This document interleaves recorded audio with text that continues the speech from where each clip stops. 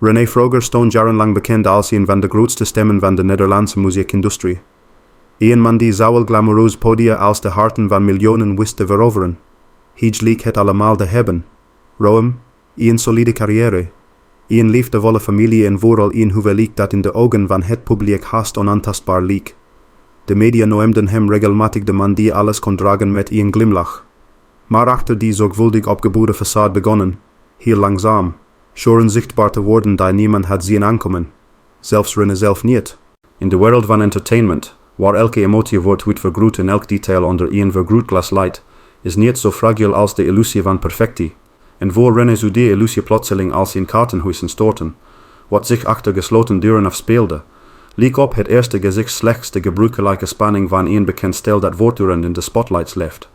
Maar naarmate de tijd verstreek, worden de signalen te duidelijk om te negeren. Kleine afstandelijke momenten, blikken die langer bleven hangen, gesprekken die abrupt stopten wanneer hij een kamer binnenkwam. René, die zichzelf altijd beschouwde als iemand die ondanks zijn succes met beide voeten op de grond bleef staan, merkte dat hij zijn eigen huis niet langer als een thuis wilde. Het werd een toneel, een plek waar zorgvuldig en gestudeerde scenes werden opgevoerd, en hij was de enige die het script niet had gekregen. Hij vroeg zich steeds wakker af waarom de warmte in zijn huwelijk langzaam leek te vervagen.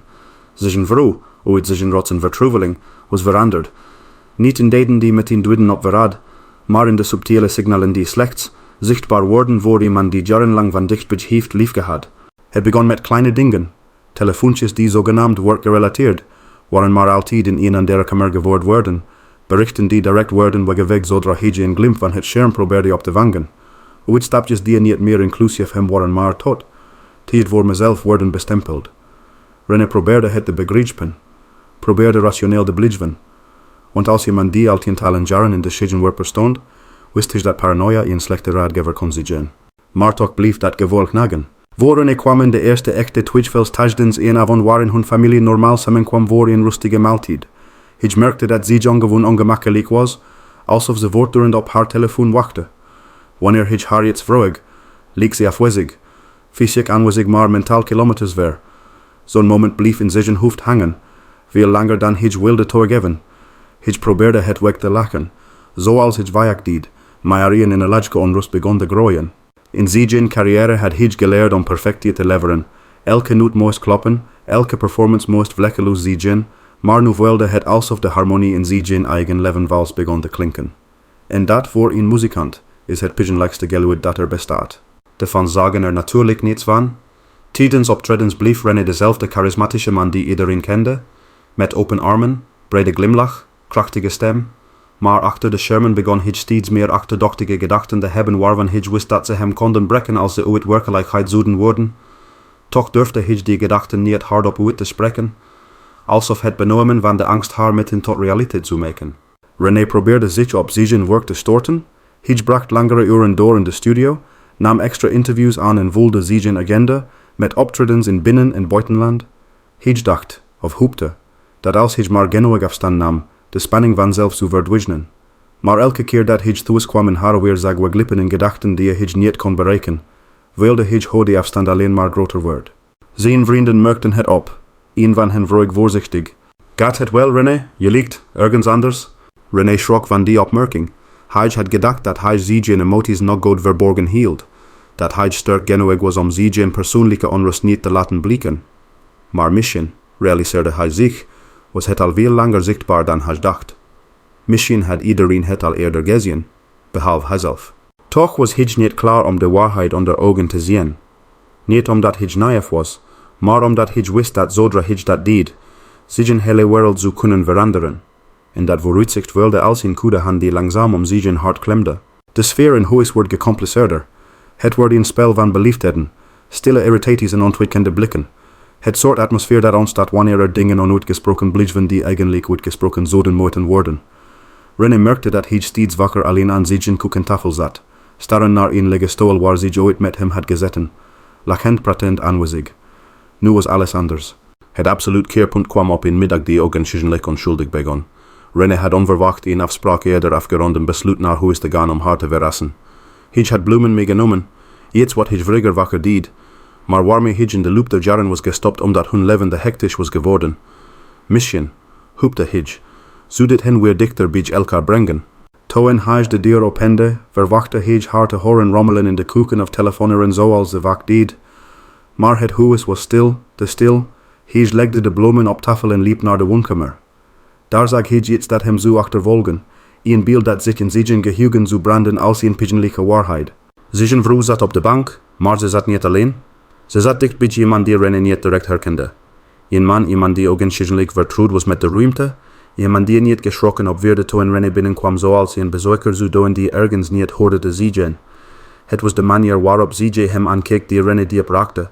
Niet schuldig, maar bang dat een geheim dat te lang verborgen was nu eindelijk was ontdekt. René kon zich die eerste seconden nog hartelijk herinneren. Het gevoel van de grond die onder zijn voeten wegzakte. De stilte die als een muur tussen hen instond. De blik van de man die probeerde op te staan maar bevroor toen René hem direct aankeek. Het was geen vreemdeling. Het was iemand die René juist wel kende. En dat maakte het verraad nog duizend keer pigeonlijker. Hij wilde hoe zijn wereld in tweeën scheurde. Alles wat hij dacht te weten, alles wat hij had opgebouwd, werd in dat in een moment onderuit gehaald. Hij wilde iets zeggen, maar zijn stem falde. Hij wilde iets vragen, maar zijn gedachten verstrikten zich in chaos. Hij wilde weglopen, maar zijn binnen weigerden te bewegen. Zijn vrouw was de eerste die sprak. Haar stem trilde, maar ze probeerde vast te houden aan een soort kalmte die René alleen maar nog meer kwetste. René, het is niet wat je denkt. Maar het was precies wat hij dacht. Vanaf dat moment wist René dat zijn leven nooit meer hetzelfde zou zijn. Hij had geprobeerd de afstand te negeren, de signalen weg te weven, de kleine details te rationaliseren. Maar nu, geconfronteerd met een waarheid die hij nooit had willen kennen, voelde hij hoe alle puzzelstukken in elkaar vielen. En het beeld dat ze vormden, was niets minder dan verwoestend. Wat hem het meest pijn deed, was niet het feit dat ze verliefd was geworden op een ander, maar op wie dat ander was. Want dit was iemand uit zijn directe kring, iemand die hij vertrouwde, iemand waarvan hij nooit had verwacht dat hij een bedreiging zou vormen. Iemand die nooit een rol had mogen spelen in de intieme wereld tussen hem en zijn vrouw. René wilde een mengeling van waarheid, bedriegt, ongeloof en een diepe teleurstelling die zijn hele lichaam leek te verlammen. In zijn hoofd speelden honderden vragen af, maar geen enkele vond een antwoord. Hij stond daar in zijn eigen woonkamer, omringd door herinneringen van een leven dat hij met liefde had opgebouwd, en toch wilde hij zich ineens een vreemdeling in zijn eigen huis. De stilte die daarop volgde was nog pigeonlijker dan de ontdekking zelf. En in die stilte begon het besef door te dringen dat dit nog maar het begin was. Het begin van een reis die hem zou confronteren met emoties die hij nooit eerder had gevoeld, met waarheden die hij nooit had willen horen en met besluiten die hij nooit had willen nemen. Zijn huwelijk, zijn vertrouwen, zijn wereld, alles stond op het punt om in te storten. Het moment waarop René Froger de waarheid ontdekte, voelde als een mes dat langzaam maar diep in zijn borst werd geduwd. Maar wat daarna kwam, de stilte, de verwarring, de poging om betekenis te geven aan iets dat geen betekenis leek te hebben, was misschien nog pigeonlijker. Want verraad treft nooit alleen op het moment van ontdekking. Het verspreidt zich als koede ruk in een afgesloten kamer en voelt elke gedachte, elk gevoel, elke ademhaling die nog volgt. Toen René daar stond, in het midden van de woonkamer die ooit symbool had gestaan voor warmte, liefde en familie, wilde hij iets in zichzelf breken, niet luidruchtig, niet dramatisch, maar als een onzichtbare scheur in een oud schilderij, onherstelbaar, zelfs als niemand het onmiddellijk zou zien. Zijn vrouw keek hem aan met ogen die heen en weer flitsten tussen angst, schulden iets wat hij niet meteen kon plaatsen.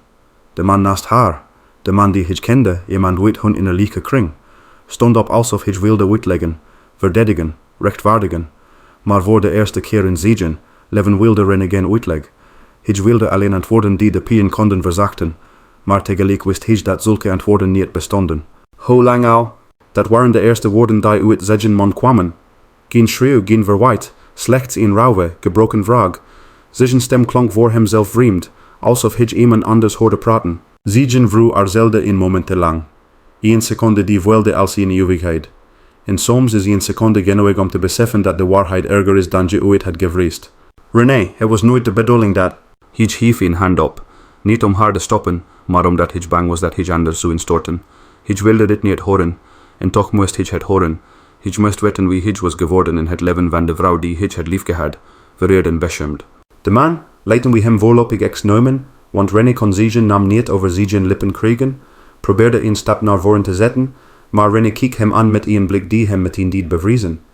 Het was geen blik van agressie, maar van totale emotionele destructie. De blik van iemand die besefte dat zijn wereld niet langer zijn wereld was. Ga weg, zei René zacht. Niet schreeuwend, niet boos, maar met een vastberadenheid die geen tegenspraak toeliet. Ik aarzelde even, maar verliet witten de leek de woning zonder iets te zeggen. De deur viel dicht met een geluid dat René nog lang zou herinneren. Het klonk niet als een deur die dichtging. Het klonk als een hoofdstuk dat ruw wordt afgesneden, zonder waarschuwing, zonder affronting, zonder genade. Toen zij witten de leek alleen waren, bleef de stilte opnieuw hangen. Niet de ongemakkelijke stilte van een ruzie, maar de stilte van een leven dat witten valt. René wist dat dit gesprek onvermijdbaar was, maar hij wist ook dat het hem zou breken. Waarom? vroeg hij, niet boos, niet beschuldigend, gewoon, kapot. Hij had gezongen voor duizenden mensen, in zalen waar applaus als golven over hem heen spoelde, maar nog nooit had hij zich zo klein gevoeld als op dat moment. Zijn vrouw begon te praten, maar haar woorden leken alsof ze door watten gingen. René hoorde alles, maar begreep niets. Ze zei dat ze zich verloren voelde, dat ze alleen was geweest ondanks hun leven samen, dat zij dacht dat René te druk was met zijn carrière om haar nog te zien. Zinnen die misschien waar waren, maar die niets rechtvaardigden, niet voor René. Want hij had altijd geprobeerd haar alles te geven wat hij kon. Zijn liefde, zijn tijd, zijn toewijding. Ook al was zijn wereld hectisch, hij had haar nooit buiten gesloten. Tenminste, dat dacht hij. Maar zoals zoveel zaken in het leven, kon je de waarheid pas zien als het te laat is. René staarde naar de bloemen die hij die dag had gekocht. Ze lagen nog steeds op tafel, onangeroerd, onbelangrijk, belachelijk in hun timing. Een gebaar van liefde in een kamer waar liefde net had afgedankt. Hij vroeg niets meer. Hij kon niets meer vragen. De pijn was te groot en de woorden te zwaar. Hij wilde hoe zijn kiel dichtkneep, hoe zijn handen trilden, hoe zijn hart onregelmatig klopte alsof het probeerde te ontsnappen aan de werkelijkheid die hem werkt. Omdat het niet alleen ging om het verraad zelf. Het ging om wie hem verraden had. De man die hij zag vertrekken, was iemand die hij vertrouwde, iemand die hij een plaats had gegeven in zijn leven. Iemand van wie hij nooit, zelfs niet in een nachtmerrie, had gedacht dat hij de rol van de ander zou kunnen spelen. Dat maakte de one dieper dan welk mes zoiets zou kunnen veroorzaken. Die nacht lag René wakker, niet wetend of hij moest huilen, schreeuwen of gewoon verdwijnen in de stilte die hem al had opgeslokt. Voor het eerst wilde het huis niet meer als zijn thuis, maar als een plek die hem pigeon deed door zijn eigen herinneringen. Alles om hem heen leek doordrenkt met wat ooit was geweest en nooit meer zou zijn. De volgende dagen waren een was. Hij verscheen op afspraken, interviews, optredens, maar hij was niet echt. Zijn stem klonk verder weg dan ooit. Zijn glimlach wilde aan als een masker dat te strak zat. Journalisten complimenteerden hem zelfs. Wat straal je weer, René? Hij kon wel lachen om die ironie, maar zelfs dat lukte niet. De mensen om hem heen merkten het natuurlijk. Eerst dachten ze dat hij moe was, dat hij rust nodig had. Maar naarmate de dagen verstrekken, werd het duidelijk dat er iets diep gans mis was. Zijn manager probeerde voorzichtig naar de situatie thuis te vragen, maar René kapte het gesprek af. Hij kon er niet over praten. Nog niet. Misschien uit schaamte, misschien uit ongeloof, misschien omdat hij nog steeds probeerde de begrijpen hoe het zover had kunnen komen. Toen hij uit in de leek zijn beste vriend vertelde wat er was gebeurd, viel er een stilte aan de andere kant van de lijn. Niet omdat de vriend niet wist wat hij moest zeggen, maar omdat sommige waarheden te zwaar zijn om direct te dragen. René, dit verdient je niet, zei hij uit in de leek. Maar René wilde zich niet beter door die woorden, want zelfs als je het niet verdient, moet je het toch dragen. En toen kwam de vraag die hem het hardst raakte. Houd je nog van haar? René antwoordde niet meteen. Hij wist het niet. Hij wist niet meer wat liefde was op dat moment. De herinnering aan hun jaren samen vocht tegen het beeld van haar op de bank met een ander. En geen van beide beelden won. Ze verwoesten hem alleen maar verder. Zijn vrouw probeerde ondertussen met hem te praten, maar René kon het niet. Hij wilde zich verraden in de kern van zijn wezen. Elke keer dat zij de kamer binnenkwam, wilde hij dezelfde pigeon shoot in zijn borst. Niet uit woede, maar uit puur teleurstelling.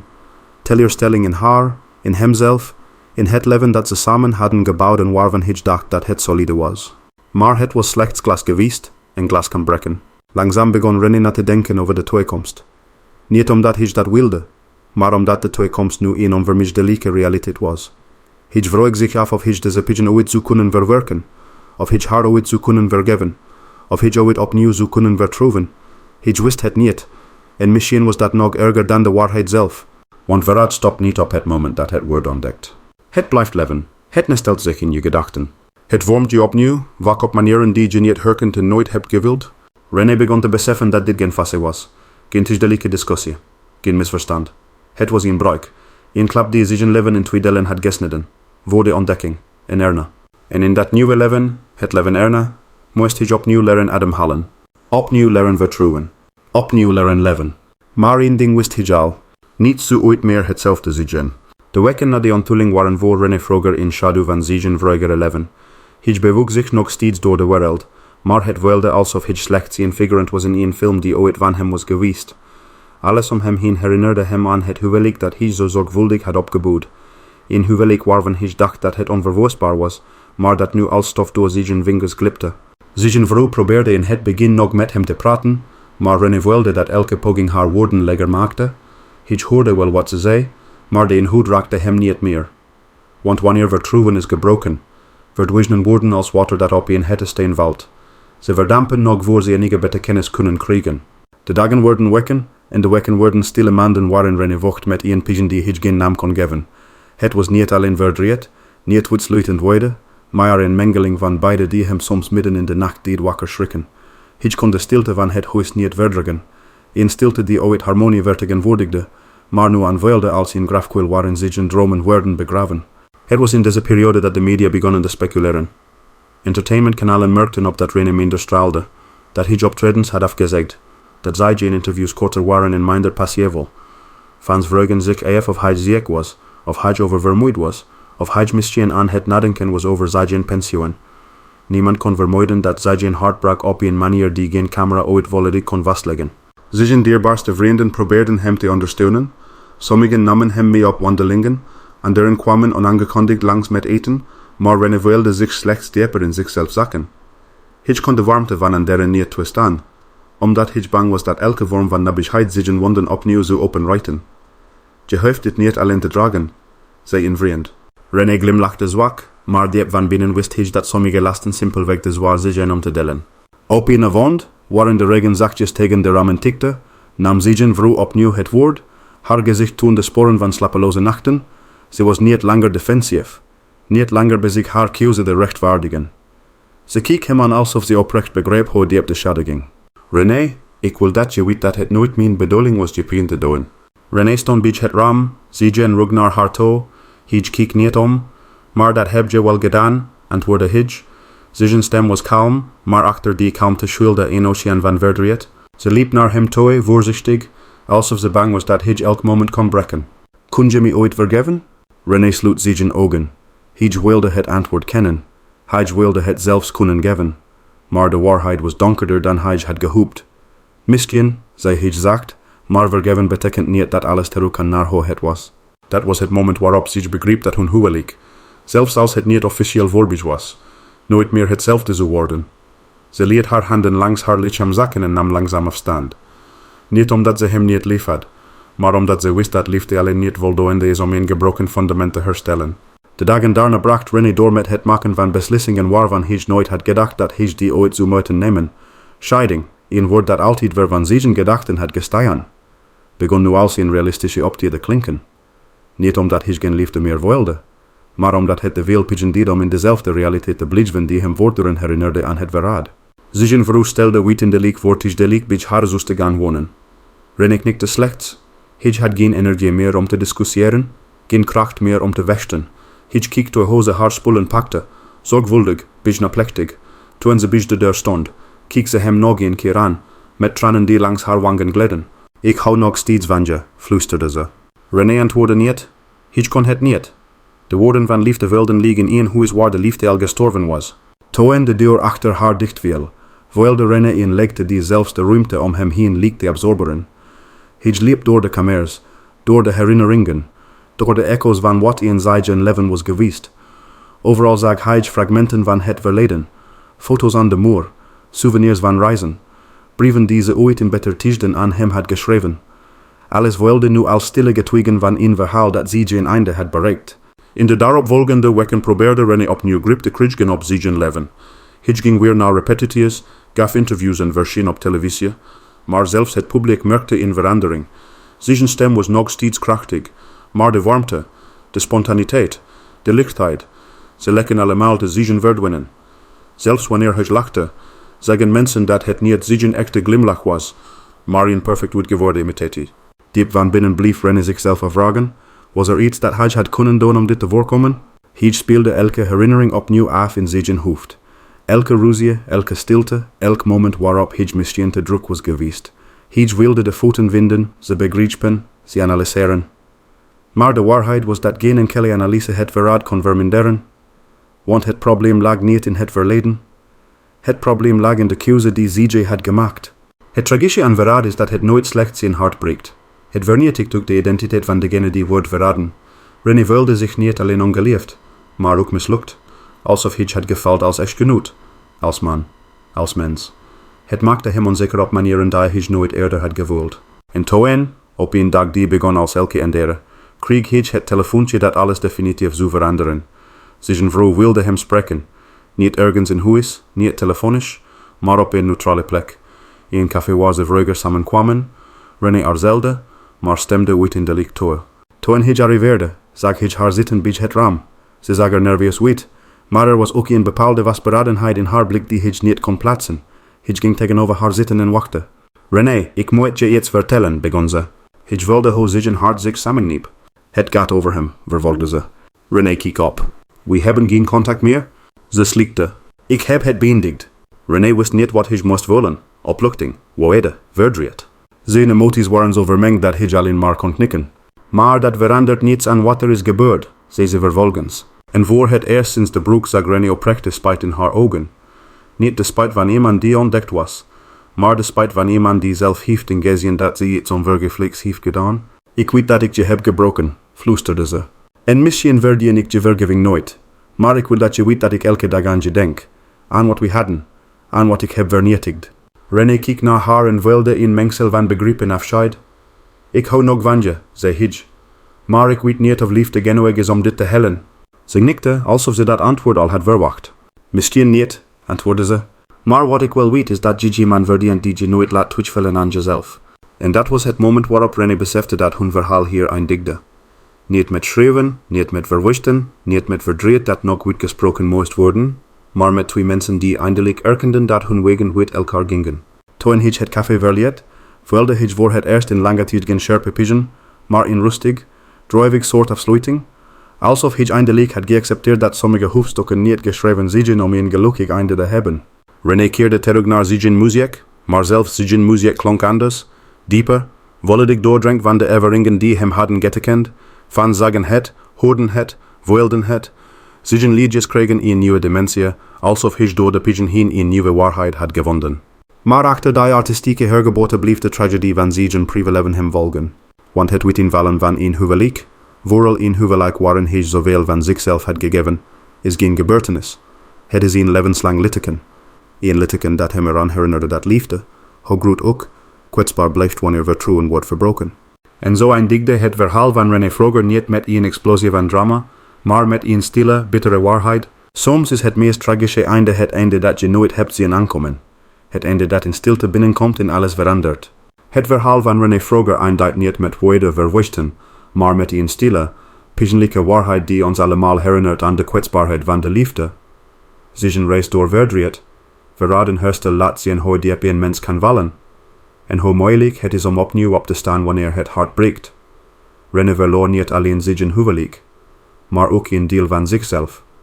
Toch vond hij de kracht om door te gaan, om betekenis te zoeken in nieuwe dagen, zelfs wanneer de oude wonden nog niet waren genezen. In zijn verdriet herkennen velen van ons de echo van eigen mislukkingen, eigen gevechten, eigen angst om iemand te verliezen die we lief hebben. Dat maakt zijn verhaal niet alleen tragisch, maar ook menselijk. Ondanks alles koos René ervoor om verder te leven, om eerlijk te blijven, om zijn pigeon om te zetten in iets dat anderen kan raken. Een zeldzame vorm van moed die slechts wenigen bezitten. En misschien is dat de wetendelijke boodschap, dat zelfs in het diepste duister een vonk kan blijven branden, dat gebroken harten nog steeds kunnen kloppen, dat het leven, hoe hard het ook toeslaat, altijd een nieuwe bladzijde biedt. Beste kijkers en lezers, als dit verhaal u heeft geraakt, als u hebt meegeleefd met de emoties, de pijn en de stilte van René's beproeving, dan willen we u uitnodigen om deel uit te maken van onze gemeenschap. Abonneer u nu op ons kanaal om geen enkel verhaal te missen. Klik op het bellicoontje zodat u altijd een melding krijgt wanneer een nieuwe video verschijnt. Kief in like als je dit onderwerp waardeerde. Laat een reactie achter om uw gedachten, gevoelens of vragen te delen. We lezen ze allemaal. Op ons kanaal brengen we dagelijks nieuwe, diepgaande verhalen over bekende persoonlijkheden, verborgen dramas, opmerkelijke onthullingen en menselijke levenslessen die u nergens anders in deze vorm zult vinden. Uw steun helpt ons om verder te groeien en nog beter inhoud te maken voor u. Dank u wel voor uw tijd, uw aandacht en uw vertrouwen. Abonneer u vandaag nog en blijf bij ons voor het volgende verhaal.